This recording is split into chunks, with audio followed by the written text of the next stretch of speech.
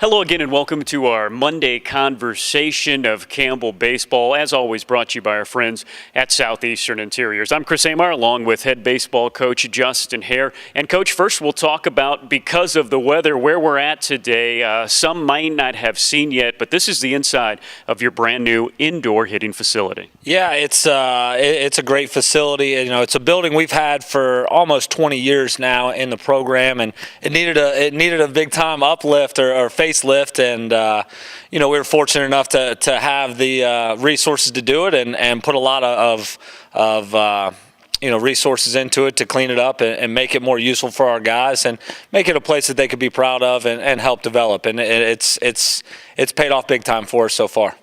Coach, 4 games last week for your team. It started off on a high note. You guys went all the way down to the College of Charleston and shut out the team down there. A very good road win for you guys. Yeah, our guys played well. We played clean on defense and pitchers did their jobs. Obviously throwing a shutout down there against a really good offensive club. We wanted to take on that challenge, and I think we've challenged ourselves in the midweek pretty well. We got Duke coming up this week, so just continue to challenge ourselves from that standpoint. Played well, got us off on the right foot. Unfortunately, we didn't carry that over into the weekend. The weekend, I know things did not go the way you wanted them to go against Radford here at home. When the series is over, when it's Sunday afternoon and you got your guys in the outfield, what were you talking to them about? What were you telling them? Yeah, well, I think, the biggest thing, that we talked about was trying to get that chip back on our shoulders that we've had, since we got into the Big South Conference in 2012. This weekend was the first time we've been swept in a weekend series since 2011.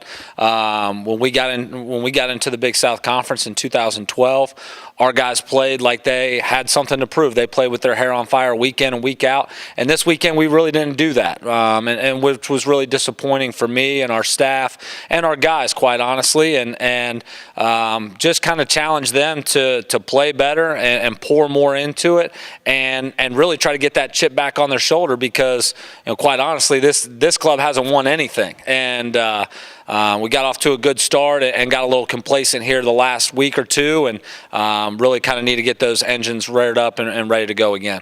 One big swing from this weekend, and we're showing it right now. Cole Hallam hit a ball over this facility right here. First, we've talked a lot about him, so we won't go into what he's done to this club, but just incredible. In the top 5 in the entire nation in home runs. But how far did that one rank up as one of the farthest home runs you've seen hit at your time here? Yeah, and he got it. There was no doubt about it. And the thing is early in the spring here, and it's funny because I think today's the 30th anniversary of Henry Rochelle hitting 5 in a game here against Radford of all people.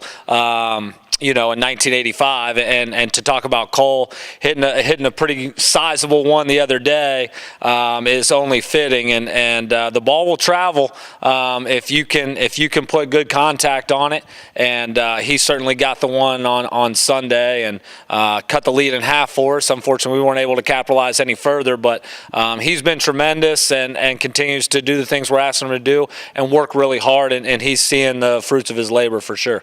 You and your team, never an off week as far as competition goes. You guys travel up to Durham. You'll take on Duke out of the ACC on Tuesday.